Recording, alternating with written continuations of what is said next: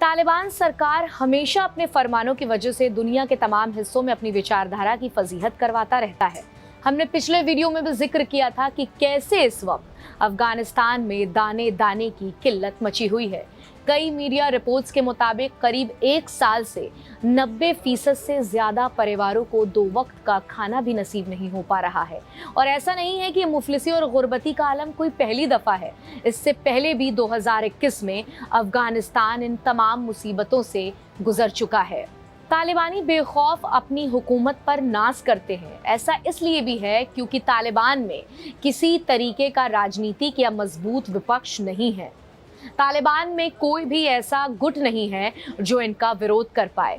यही कारण है कि तालिबान बिना किसी डर के अपना आत्मविश्वास और बुलंद कर रहा है। अफगानिस्तान में हर फैसला शरिया कानून के तहत होता है, जिसका सिद्धांतों और इक्वालिटी से कोई लेना देना नहीं है। व्यक्ति भले ही अपने पसंदीदा पार्टी को वोट देने के लिए आज़ाद होता है, लेकिन शरिया कानून के आगे लोकतांत्रिक आदर्शों को नहीं शामिल किया गया है। तालिबान सरकार के 2 साल भी पूरे हो चुके हैं और अफगानिस्तान में बची कुची लोगों की आज़ादी भी खत्म होती दिखाई दे रही है। ऐसा इसलिए क्योंकि तालिबान में अफगानिस्तान की सभी राजनीतिक पार्टियों पर बैन लगा दिया गया है। इंटरनेशनल मीडिया के मुताबिक तालिबान की सत्ता वाले हुक्मरानों ने अफगानिस्तान में लोकतंत्र को पूरे तरीके से खत्म कर दिया है। तालिबान ने अफगानिस्तान की सभी राजनीतिक पार्टियों पर बैन लगा दिया है। तालिबान सरकार के इंटरिम जस्टिस मिनिस्टर यानी अंतरिम न्याय मंत्री शाइख मौलवी अब्दुल हक इमाम शराई ने कहा है कि अफगानिस्तान में राजनीतिक दलों की सभी गतिविधियों पर बैन किया जाएगा। शाइख मौलवी ने अफगानिस्तान में 2 साल लगातार काबिज रहने के बाद अपने मंत्रालय में एक रिपोर्ट पेश की है और इस रिपोर्ट में कहा गया है कि इन दलों को इसलिए बैन किया जा रहा है क्योंकि इन दलों की शरिया कानून में कोई हैसियत नहीं है।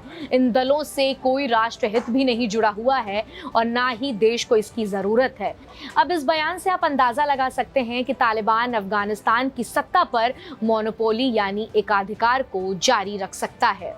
यानी आने वाले वक्त में तालिबान सरकार अफगानिस्तान के बाशिंदों पर अपने फरमानों से और ज्यादा जुल्म कर सकता है।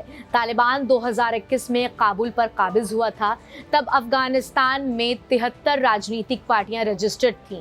तालिबान सरकार द्वारा सत्ता में आने के बाद ये सभी राजनीतिक पार्टियां बैन कर दी गई हैं और इनको पॉइंटलेस साबित कर दिया गया है और अब आधिकारिक तौर पर इनके कामकाज पर भी प्रतिबंध लगा दिया गया है। अब आसान भाषा में शरिया कानून को समझने की कोशिश करते हैं।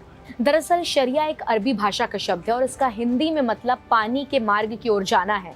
मुस्लिम कौम के हिसाब से ये कानून मोहम्मद साहब के बाद इस्लामिक कानून वेदों द्वारा बनाई गई एक व्यवस्था है और आसान भाषा में से और समझें तो इस कानून के हिसाब से पॉलिटिकल पार्टीज और उनके फैसले का कोई वजूद नहीं होता है।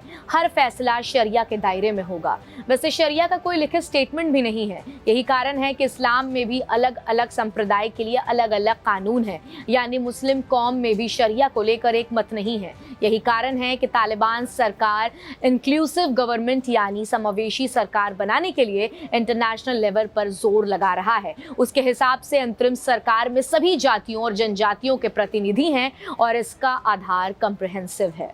फिलहाल इस वीडियो में इतना ही। आपको हमारा ये वीडियो कैसा लगा हमें कमेंट सेक्शन में लिखकर ज़रूर बताएं। अब मुझे यानी अलीशा हैदर नकवी को दीजिए इजाज़त और देश और दुनिया से जुड़ी तमाम अहम खबरों के लिए सब्सक्राइब कीजिए इंडिया डेली लाइव।